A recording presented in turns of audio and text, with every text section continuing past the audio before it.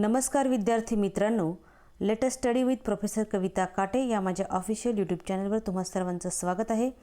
प्रथम वर्ष बीएडच्या कोर्स क्रमांक 103 अध्ययन आणि अध्यापन या विषयातील MCQ प्रश्न आपण पाहत आहोत। तत्पूर्वी तुम्ही माझ्या चॅनलवर नवीन असाल तर चॅनलला सबस्क्राइब करा, व्हिडिओला लाईक आणि शेअर करा।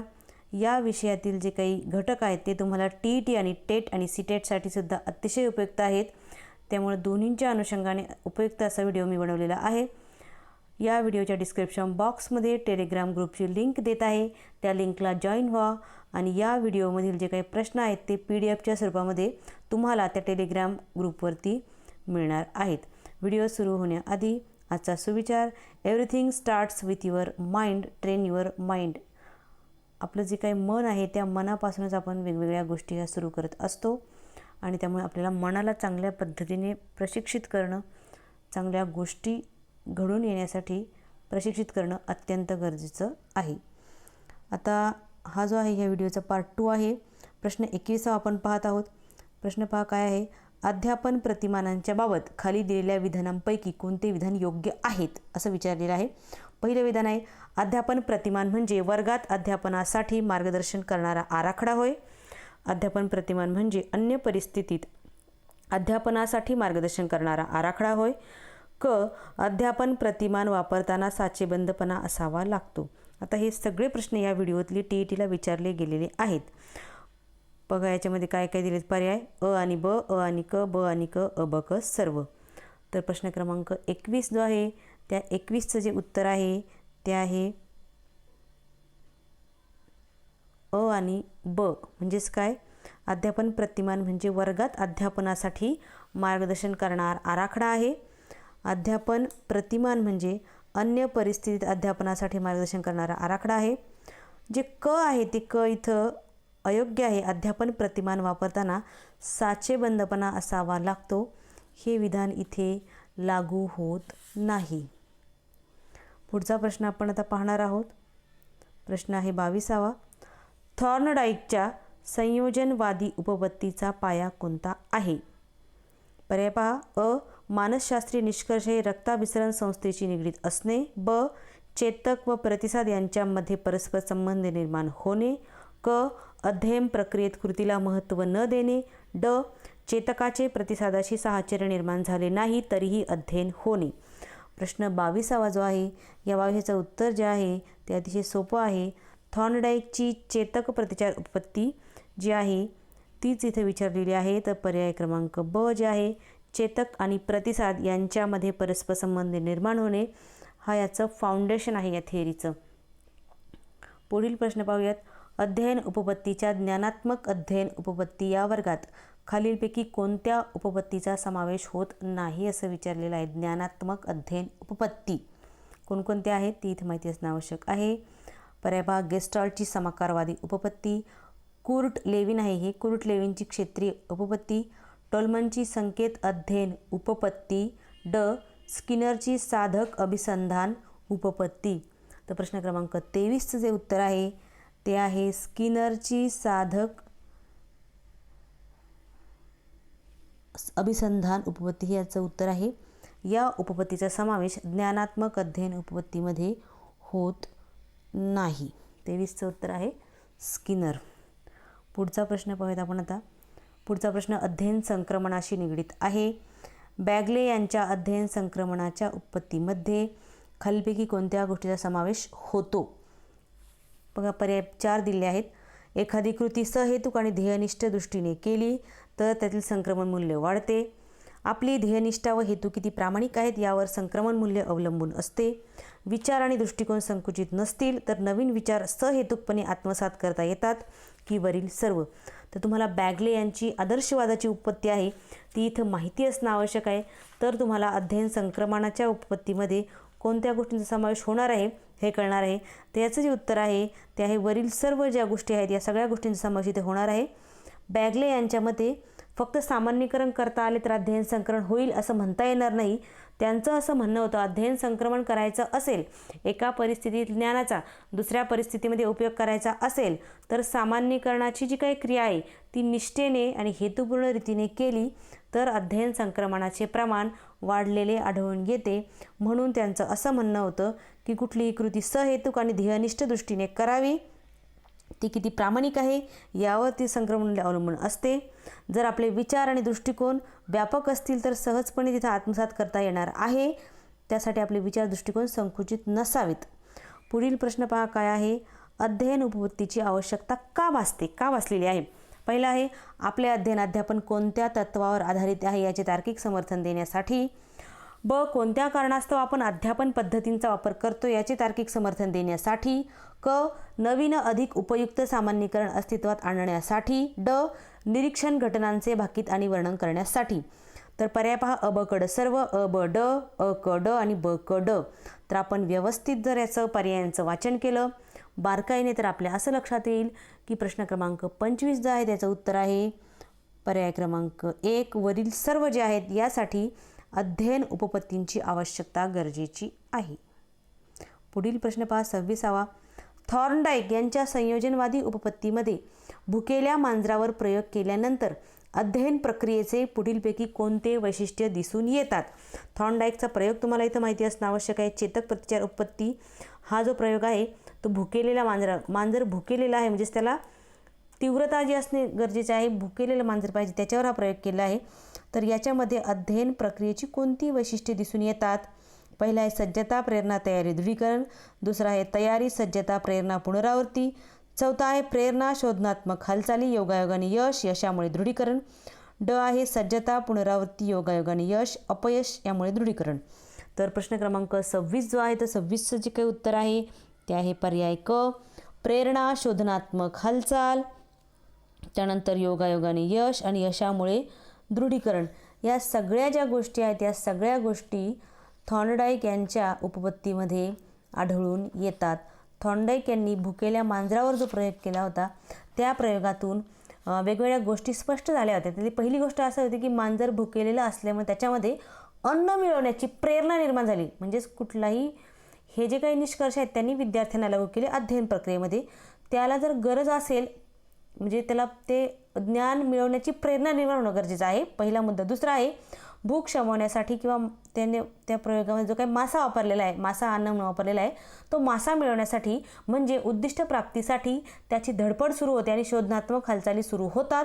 तिसरा आहे या हालचाली यादृच्छिक स्वरूपाच्या असतात, त्या काही अशा विशिष्ट नसतात, त्या हालचाली मागे पुढे असतात. चौथा यातून योगायोगाने यशप्राप्ती किंवा उद्दिष्ट प्राप्ती होते, म्हणजे योगायोगाने घडते गोष्टी. पाचवा आहे ज्या हालचालीमुळे उद्दिष्टांची प्राप्ती होते ती हालचाल बळावते किंवा ती हालचाल वारंवार केली जाते. बाकीच्या हालचालींचा त्याग केला, त्या हालचाली केल्या जात नाहीत. म्हणजेच थॉर्नडाईकच्या मते ही प्रतिक्रिया केवळ यशाच्या प्राप्तीमुळे, मासा मिळाल्यामुळे, अन्न मिळाल्यामुळे पुन्हा पुन्हा बळावलेली आहे.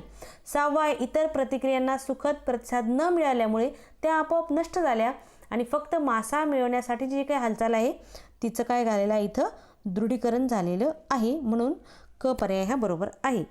प्रश्न क्रमांक 27 पहा. अध्ययन उपपत्तीच्या आधुनिक उपपत्ती या वर्गात खालीलपैकी कोणत्या उपपत्तीचा समावेश होतो. पर्याय पहा, स्किनरची साधक अभिसंधान उपपत्ती, ब्लूम यांची प्रभुत्व अध्ययन उपपत्ती, थॉर्नडाईक यांची सहसंबंध उपपत्ती, बांदोरा यांची सामाजिक अध्ययन उपपत्ती. पर्याय पहा, अ आणि ब फक्त, ब आणि ड फक्त, ब आणि क फक्त, क आणि ड फक्त. तर 27व्या प्रश्नाचं जे काही उत्तर आहे ते आहे ब आणि ड फक्त, पर्याय क्रमांक 2. यामध्ये ब ब्लूमची प्रभुत्व अध्ययन उपपत्ती, ड बांदोरा यांची सामाजिक अध्ययन उपपत्ती या आधुनिक उपपत्तीमध्ये मोडल्या गेलेल्या आहेत. पुढचा प्रश्न आपण आता पाहणार आहोत तो आहे 28वा प्रश्न. खालीलपैकी कोणती विधाने अध्यापन प्रक्रियेचे स्वरूप स्पष्ट करतात. तुम्हाला इथं अध्यापन प्रक्रिया म्हणजे काय इथं माहिती असणं अत्यंत आवश्यक आहे. अध्यापन प्रक्रियेवर खूप सारे प्रश्न हे तुम्हाला वेगवेगळ्या परीक्षेमध्ये विचारले जाऊ शकतात किंवा आत्तापर्यंत विचारले गेलेले आहेत. आता यामध्ये काय बघा, अध्यापन प्रक्रियेचं काय स्वरूप आहे. पहिलं आहे अध्ययन गतिमान करण्याचे सामर्थ्य अध्यापन प्रक्रियेमध्ये असतं. दुसरं आहे अध्यापन हेतुपूर्वक आयोजित केले असल्यामुळे ते मुद्दाम केलेले कृत्रिम असते.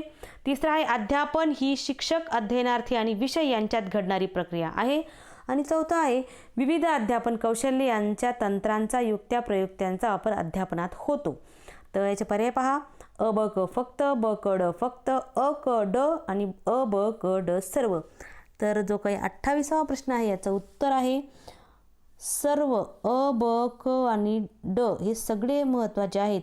म्हणजे अध्यापन प्रक्रियेमध्ये वेगवेगळे मुद्दे इथं आहेत. मग त्यामध्ये गतिमान करण्याचे सामर्थ्य असते, हेतुपूर्वक असते, शिक्षक, अध्ययनातील विषय यांच्यात घडणारी आंतरक्रिया असते आणि अध्यापन कौशल्यांचा वापर तिथे केलेला असतो. तर पुढील प्रश्न आपण पाहणार आहोत 29वा. अध्ययनात पठारावस्था पुढीलपैकी कोणत्या कारणामुळे? ते मागच्या व्हिडिओमध्ये पण आपण याचा उल्लेख केला होता. पठारावस्था कोणत्या कोणत्या कारणामुळे ते हे आपल्याला इथं पाहायचं आहे. तर पहा कारणं काय दिलीत. अभिरुची कमी होणे, एकाच गोष्टीवर लक्ष केंद्रित करणे, कौशल्याचा कठीण भाग अभ्यासणे की प्रेरकाची तीव्रता वाढविणे. आता पहिले तुम्हाला पठारावस्था म्हणजे काय हे माहिती असणं आवश्यक आहे. अध्ययन वक्र जो आहे त्या अध्ययन वक्रामध्ये या 5 तिथे टप्पे सांगितलेत. पहिला आहे सुरुवातीचा मंद प्रगतीचा काळ, दुसरा आहे मध्यंतरीचे जलद प्रगतीचे टप्पे, तिसरा आहे पठारावस्था, चौथा आहे अंतिम प्रगतीचा टप्पा आणि पाचवा आहे शारीरिक आणि मानसिक परिसीमा. हे अंतिम प्रगतीच्या टप्प्याची शेवटचे टोक आहे. म्हणजेच याच्यानंतर कितीही प्रयत्न केले तरी प्रगतीच्या ज्या परमोच्च बिंदूच्या पलीकडे आपल्याला जाता येत नाही तो बिंदू म्हणजे शेवटचा शारीरिक आणि मानसिक परिसीमा, लिमिटेशन्स. तर आपला जो मुद्दा आहे तिसरा जो टप्पा पठारावस्था ही कोणत्या कारणामुळे, तर हाच प्रश्न आहे. तर पर्याय पहा. अ ब क फक्त, अ क ड फक्त, ब क ड फक्त की अ ब क ड सर्व. तर 29वा जो प्रश्न आहे या प्रश्नाचे काय उत्तर आहे ते आहे पहिलं अ ब क फक्त. हे याचे पर्याय आहेत, कारणं आहेत.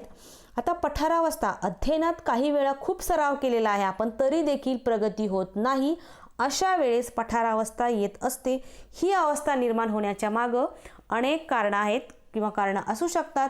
यामध्ये अध्ययन करणाऱ्या व्यक्तीला कंटाळा आलेला असू शकतो, शिकणाऱ्याची शिकण्याबद्दलची आवड कमी झालेली असते, शिकत असताना प्रेरकाची तीव्रता कमी झाली तर आपोआप वेग मंदावतो, अध्ययनातला कठीण आणि क्लिष्ट भाग शिकत असताना आपली प्रगती थांबू शकते, त्यानंतर संकीर्ण स्वरूपाच्या कौशल्यामध्ये खूप एकत्रित कौशल्य आहेत एखाद्या घटकामध्ये, त्यावेळेस एखाद्याच भागावर जर जोर दिला तर दुसऱ्या भागाकडे दुर्लक्ष होते, म्हणजेच विशिष्ट भागाकडे दुर्लक्ष झाल्यामुळे पठारावस्था येऊ शकते.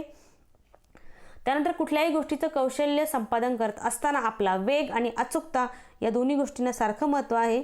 म्हणजेच काय इथं ज्या वेळेस काही वेळेस फक्त वेगावर तर काही वेळेस फक्त अचूकतेवर भर दिला जाऊ शकतो, असं झालं तरी प्रगती थांबते. त्यानंतरचा आणखी एक मुद्दा आहे, काही वेळा चुकीच्या सवयी प्रगतीच्या मार्गात अडथळे निर्माण करतात.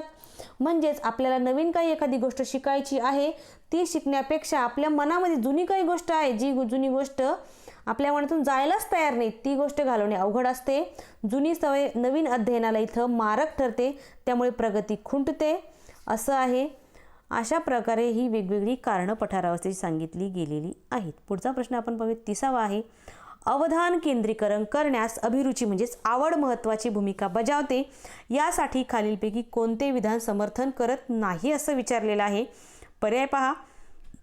अभिरुची ही नैसर्गिक आणि संपादित नसते, अध्ययनात यश मिळत गेले की अभिरुची निर्माण होते, शिक्षकाच्या व्यक्तिमत्वाचा परिणाम अवधान अभिरुची निर्माण करण्यास होतो, विविध उपक्रमांचा वापर केल्यास मुलांमध्ये अभिरुची निर्माण होऊन त्यांचे अवधान शिक्षणाकडे खेचले जाते. आता सगळे पर्याय तुम्ही वाचलेले आहेत, व्यवस्थित वाचा म्हणजे तुम्हाला विचार इथे करता येईल. 30वा जो काही प्रश्न आहे या प्रश्नामध्ये अवधानाचं केंद्रीकरण, अवधान, अभिरुची हे सगळे अध्ययनावर परिणाम करणारे घटक आहेत. प्रेरणा, प्रशंसा, निंदा, दडपण, पारितोषिक, शिक्षा, अवधान, अभिरुची. तर आपला प्रश्न आहे की कोणते विधान समर्थन करत नाही, तर यामध्ये 30व्याचं जे काही उत्तर आहे ते आहे पर्याय अ. अभिरुची ही नैसर्गिक व संपादित नसते, हे विधान इथं म्हणजे समर्पक नाही. अवधान आणि अभिरुची जर आपण विचार केला तर अवधान आणि अभिरुची ह्या एकाच नाण्याच्या 2 बाजू आहेत. अध्यापनाद्वारे विद्यार्थ्यांमध्ये आवड किंवा अभिरुची निर्माण करता येते. आणि अवधान आणि अभिरुचीच्या बाबतीमध्ये एक अत्यंत महत्त्वाचे विधानं जे आहेत त्या विधानामध्ये अवधानाचे जे काही वेगवेगळे प्रकार आहेत, अभ्यस्त अवधान, अनैच्छिक अवधान, ऐच्छिक अवधान, आणि अभिरुचीमध्ये जे आहे, अभिरुची म्हणजेच काय, आवड, ज्या गोष्टीकडे आपल्या मनाचा ओढा असतो, जिच्याबद्दल आपल्या मनात आस्था असते, जी गोष्ट आपल्याला खूप मनापासून करावीशी वाटते, ती गोष्ट म्हणजे अभिरुची. आणि यामध्ये अवधान हे अभिरुचीचे व्यक्त स्वरूप आहे. आपल्याला आवड आहे म्हणून आपण अवधान देतोय, म्हणजे लक्ष देतोय. अवधान म्हणजेच काय, लक्ष देणे. आवड असल्यामुळे लक्ष देते, म्हणजेच अवधान हे व्यक्त स्वरूप आहे. अभिरुची आपल्या मनात आहे आणि ती अवधानाच्या रूपाने व्यक्त होत असल्यामुळे अभिरुची ही अवधानाचे सुप्त स्वरूप आहे, मनातलं स्वरूप आहे. आणि अवधान हे व्यक्त स्वरूप आहे, अभिरुची हे सुप्त स्वरूप आहे. अभिरुची ही निर्माण तिथे होत असते वेगवेगळ्या माध्यमातून. पुढील प्रश्न आपण आता पाहूयात 31वा. दोन परिस्थितीमध्ये कौशल्य, माहिती, तंत्र, मनोवृत्ती या घटक जर समान असतील तर एका परिस्थितीमधील अध्ययन हे दुसऱ्या परिस्थितीमधील अध्ययनाला मदत करते. ही समान घटक उपपत्ती कोणी मांडली? आता इथं अध्ययन संक्रमणाची उपपत्ती तुम्हाला माहिती असणं आवश्यक आहे. वेगवेगळ्या अध्ययन संक्रमणाच्या उपपत्ती आहेत. त्यामध्ये जड्ड यांची सामान्यीकरणाची उपपत्ती आहे, बॅगले यांची आदर्शवादी उपपत्ती आहे, थॉर्नडाईक यांची समान घटक उपपत्ती आहे, आणि वेगवेगळ्या पूर्णाकार उपपत्ती आहे. तर हा जो प्रश्न आहे आपला, घटक समान असतील तर तिथे कोणती उपपत्ती आहे? समान घटक उपपत्ती. कोणी मांडली ती? ही उपपत्ती जी आहे ती थॉर्नडाईक या शास्त्रज्ञाने मांडलेली. या उपपत्ती संदर्भात माहिती माझ्या दुसऱ्या व्हिडिओमध्ये सुद्धा तुम्ही पाहू शकता, TETच्या व्हिडिओमध्ये, जी तुम्हाला तिथे उपयुक्त असणार आहे. थॉर्नडाईक यांनी जी काही अध्ययन संक्रमणाची उपपत्ती मांडलेली आहे त्यामध्ये त्यांनी समान घटकांना महत्त्व इथं दिलं गेलेलं आहे. जर दोन विषयांमध्ये सारखे साम्य असणारे घटक असतील तर त्यामध्ये अध्ययन संक्रमण होणार आहे. म्हणजेच फिजिक्स आणि मॅथ्स, गणित आणि पदार्थविज्ञान या विषयामध्ये सारखेपणा आहे. जीप चालवता येणाऱ्या व्यक्तीला ॲम्बॅसेडर चालवता येते, कारण दोन्ही गोष्टींमधलं तंत्र हे सारखं आहे. टेनिसपटूला बॅडमिंटन लवकर शिकता येते, दोन्ही कौशल्यामध्ये बरंच साम्य आहे. अशा पद्धतीने ही उपपत्ती मांडलेली आहे. यामध्ये दोन परिस्थितीमधले तंत्र, कौशल्य, माहिती, मनोवृत्ती तिथं एका परिस्थितीतून दुसऱ्या परिस्थितीमध्ये ट्रान्सफर होतात. पुढचा प्रश्न पहा. खालीलपैकी कोणते प्रतिमान वर्तन परिवर्तन प्रतिमान या कुलामध्ये समाविष्ट होते? आता पहिला व्हिडिओ जर तुम्ही बारकाईने पाहिला असेल, ऐकला असेल, मुद्दे लिहून घेतले असतील तर तुम्हाला याचं उत्तर अत्यंत त्वरित येणार आहे. पर्याय पहा. आत्मविश्वास प्रशिक्षण, मानसिक तणाव कपातीकरण, निसंवेदनीकरण, समूह अन्वेषण. तर पर्याय बघायचे अ ब क फक्त, ब क ड फक्त, अ ब ड फक्त, अ ब क ड सर्व. 32वा जो प्रश्न आहे याचं जे उत्तर आहे ते आहे पर्याय अ ब आणि क फक्त. म्हणजेच कोणतं प्रतिमान जे आहे ते वर्तन परिवर्तन प्रतिमान या कुलात समाविष्ट होतंय. तर मग यामध्ये काय काय सांगितलेलं आहे? अ मध्ये काय आहे? आत्मविश्वास प्रशिक्षण. ब मध्ये काय सांगितलेलं आहे? मानसिक तणाव कपातीकरण, वर्तन परिवर्तन प्रतिमानातल्या कुलातलं आहे. आणि क मध्ये सांगितले निसंवेदनीकरण. ही जी काही 3 प्रतिमानं आहेत ती वर्तन परिवर्तन प्रतिमान या कुलामध्ये समाविष्ट केली जातात. याच्या व्यतिरिक्त यामध्ये कोणकोणते प्रतिमान आहेत? सशर्त व्यवस्थापन प्रतिमान. आपण सगळे प्रतिमान आता पाहूयात. सशर्त व्यवस्थापन प्रतिमान. दुसरं आहे स्वनियंत्रण व शैथिल्य प्रतिमान. तिसरं आहे मानसिक तणाव कपातीकरण प्रतिमान. चौथा आहे स्व आग्रहित्व प्रशिक्षण प्रतिमान. 5वा आहे निसंवर्धन क्षमता प्रतिमान. 6वा आहे प्रत्यक्ष प्रशिक्षण प्रतिमान. अशा पद्धतीने वर्तन परिवर्तन प्रतिमान जे आहे या प्रतिमानाच्या या कुलामध्ये अशी जी काही वेगवेगळी प्रतिमानं आहेत ती प्रतिमानं इथं मांडली गेलेली आहेत. पुढे आपण आता पुढचा प्रश्न पाहूयात. अध्यापन चांगले होण्याच्या दृष्टीने काय केलेलं आहे? अध्यापकांनी पुढीलपैकी कोणत्या क्षमता विकसित करून अध्यापन करावे? पहिला आहे कृतीद्वारा विविध विषय हाताळणे. दुसरा आहे केलेल्या अध्यापनाचे मूल्यमापन त्रयस्थपणे करणे. क अध्ययनकर्त्यांचे म्हणणे ऐकून घेणे. ड अध्ययनार्थी आणि पालक यांच्याशी जिव्हाळ्याचे संबंध निर्माण करणे. आता इथे पर्याय पहा. अ ब क फक्त, ब क ड फक्त, अ ब ड फक्त, की अ ब क आणि ड सर्व. तर 33व्या प्रश्नाचं जे काही उत्तर आहे ते आहे पर्याय चौथा आहे अ, ब, क आणि ड हे सर्व इथं सांगितले गेलेले आहेत. पुढचा प्रश्न पाहूया. बॅगले यांनी कोणती उत्पत्ती मांडली? अतिशय सोपा प्रश्न आहे. बॅगले यांनी आदर्शवादी उत्पत्ती मांडली. समान घटकाची उत्पत्ती थॉर्नडाईकने मांडली. सामान्यीकरणाची उत्पत्ती जड्ड यांनी मांडली आणि आदर्शवादाची उत्पत्ती कोणी मांडली? बॅगले यांनी मांडली. ओके, पुढचा प्रश्न आपण पाहूया. आता खालीलपैकी कोणता गट अध्ययन प्रतिमानांच्या मूलभूत घटकांचा गट आहे? अध्ययन प्रतिमानाचे मूलभूत घटक तुम्हाला इथं माहिती असणं पाहिजे. ज्या घटकांवरती अध्ययनाचं जे काही प्रतिमान आहे ते प्रतिमान तिथं आधारलेलं आहे. कोणकोणती? अध्यापन जे काही प्रतिमान आहे त्याच्यामध्ये पहा आता पर्याय पहा. पहिला आहे उद्देशबिंदू संरचना सामाजिक प्रणाली सहाय्यभूत प्रणाली. दुसरा आहे संरचना पद्धती उद्देशबिंदू सामाजिक प्रणाली. तिसरा आहे उद्देशबिंदू संरचना पद्धती सहाय्यभूत प्रणाली. चौथा आहे उद्देशबिंदू संरचना पद्धती आधुनिक अध्यापन. तर प्रश्न क्रमांक 35 जो आहे या 35चं उत्तर आहे पहिलं एक जे आहे ते याचं उत्तर सांगितलेलं आहे. उद्देशबिंदू संरचना सामाजिक प्रणाली आणि सहाय्यभूत प्रणाली हे डोक्यात लक्षातच ठेवायचे, पाठच करून ठेवायचे. 4 जे घटक आहेत मूलभूत घटक हे अध्यापन प्रतिमानांचे कधीही विसरायचे नाहीत. कुठलंही अध्यापन प्रतिमान जे आहे त्याला उद्दिष्ट हे असावं लागतं. त्यानंतर संरचना ही असावी लागते, सिंटॅक्स त्याला म्हणतो आपण. त्यानंतर सामाजिक प्रणाली आवश्यक आहे आणि सहाय्यभूत प्रणाली तिथे आधारभूत प्रणाली जी आहे ती तिथं असणं आवश्यक आहे. त्यासाठी प्रश्न क्रमांक 35चं जे उत्तर आहे ते आहे 1. हे तिथे वेगवेगळे घटक हे अध्यापन प्रतिमानांचे सांगितले गेलेले आहेत. ब्रूस जॉईस आणि मार्शा विल यांनी अध्यापन प्रतिमानं वेगवेगळी मांडलेली आहेत. त्यांचं वर्गीकरण केलेलं आहे 4 गटामध्ये. त्यातला पहिला जो मुद्दा आहे उद्देशबिंदू. प्रत्येक अध्यापन प्रतिमानाचं एक विशिष्ट उद्दिष्ट असतं. दुसरा आहे प्रत्येक अध्यापन प्रतिमानाला सिंटॅक्स ऑफ द मॉडेल, त्या प्रतिमानांच्या पायऱ्या किंवा पदबंध असतो. तिसरा आहे सामाजिक प्रणाली, सोशल सिस्टीम प्रत्येक प्रतिमानाला असते. चौथा आहे सहाय्यभूत प्रणाली, सपोर्ट सिस्टीम देखील प्रत्येक प्रतिमानाला तिथे सांगितली गेलेली असते. अशा पद्धतीने अध्यापन प्रतिमानाचे 4 घटक आपण पाहिलेले आहेत. पुढील प्रश्न आपण पाहूया. अध्ययन वक्रातील पठारावस्थेच्या बाबत खाली काही विधानं दिलेली आहेत. यापैकी कोणते विधान योग्य आहे असं विचारलेलं आहे. म्हणजे याचा अर्थ बाकीची विधानंही योग्य नाहीत. एखादी गोष्ट शिकवताना पठारावस्था केव्हा येईल सांगता येते. पठारावस्था एकदाच येते. पठारावस्थेमध्ये प्रगती थांबलेली नसते. पठारावस्थेच्या पूर्वी आणि पठारावस्थेच्या नंतर प्रगती होत असते. आता तुम्ही पठारावस्था व्यवस्थित अभ्यासणं इथं गरजेचं आहे. 36वा जो काही प्रश्न आहे त्याचं उत्तर आहे पर्याय क्रमांक ड. पठारावस्थेच्या पूर्वी आणि पठारावस्थेच्या नंतर प्रगती होत असते हे विधान योग्य आहे. म्हणजेच बाकीचे अ, ब, क आणि हे विधानं योग्य नाहीत. आता पठारावस्था म्हणजे काय? अध्ययन चालू असताना विशिष्ट टप्पा येतो की जेव्हा आपल्याला प्रगती स्थिर झाल्यासारखी आणि थांबल्यासारखी वाटते त्यावेळेस पठारावस्था येते. सराव चालू असतो परंतु प्रगती दिसत नाही. म्हणजेच 2 प्रगतीच्या मधील प्रगती थांबलेला काळ म्हणजे पठारावस्था आहे. यामध्ये पठारावस्थेच्या पूर्वी आणि नंतर प्रगती होत असते. एखादी गोष्ट शिकताना पठारावस्था कुठं येईल हे सांगता येत नाही. शिकणाऱ्याची कुवत आणि अध्ययनाचे स्वरूप यावर पठारावस्था अवलंबून असते. पठारावस्था एकदा किंवा अनेक वेळेस येऊ शकते. याची कारणं आपण याच व्हिडिओमध्ये चर्चा केलेली आहे. 37 क्वेश्चन. खाली दिलेल्या विधानांमध्ये अध्ययनाचे कोणते लक्षण योग्य आहे असं विचारले बरं का.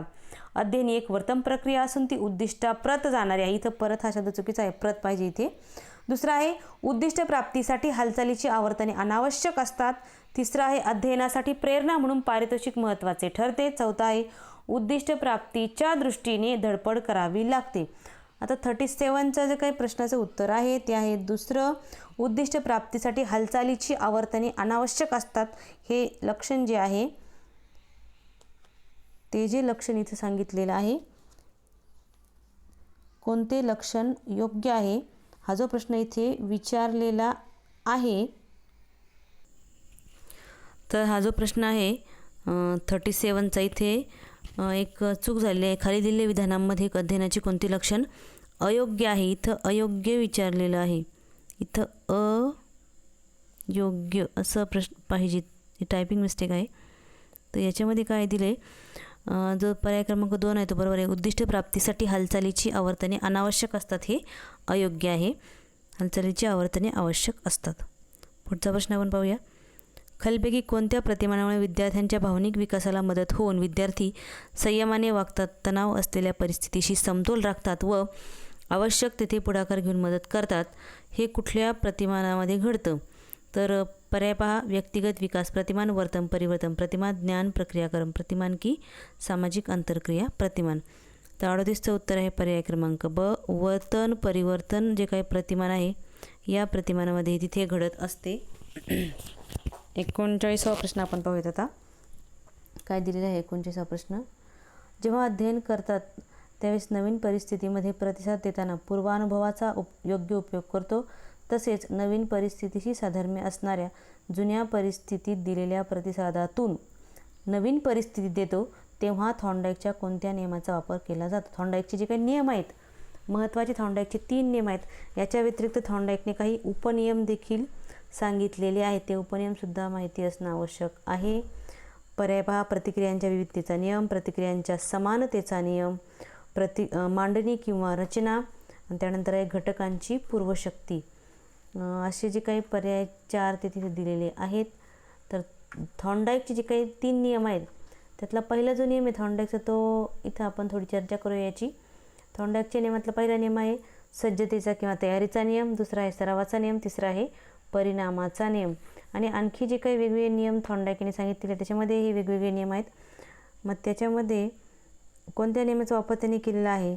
तर 39चं जे काही उत्तर आहे ते आहे प्रतिक्रियांच्या समानतेच्या नियमानुसार ही गोष्ट तिथे घडत असते. आता शेवटचा प्रश्न पाहूया आपण 40वा.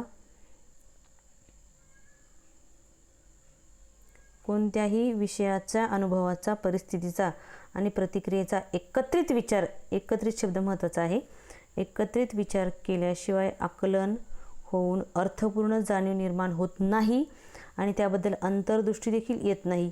हे संक्रमणाच्या कोणत्या उपपत्तीमध्ये घडून येते? पर्याय पहा. समान घटक उपपत्ती, सामान्यीकरण उपपत्ती, आदर्शवादी उपपत्ती आणि पूर्णाकारवादी उपपत्ती. तर याचं उत्तर जे आहे 40व्याचं ते आहे पूर्णाकारवादी उपपत्तीमध्ये. असं घडून येतं की पूर्ण अंगाने आपण त्या परिस्थितीकडे पाहतो, विषयाकडे पाहतो. समान घटक उपपत्ती जी आहे ती थॉर्नडाईकने मांडली, सामान्यीकरण जड्डने मांडले, आदर्शवादी बॅगलेने मांडली, आणि चौथा आहे इथं पूर्णाकारवादी. धन्यवाद विद्यार्थी मित्रांनो. व्हिडिओ आवडल्यास चॅनलला सबस्क्राईब करा, व्हिडिओला लाईक आणि शेअर करा. टेलिग्राम ग्रुपला जॉईन व्हा जेणेकरून तुम्हाला या व्हिडिओतील प्रश्नांचं PDF जे आहे ते टेलिग्राम ग्रुपवर मिळेल. धन्यवाद.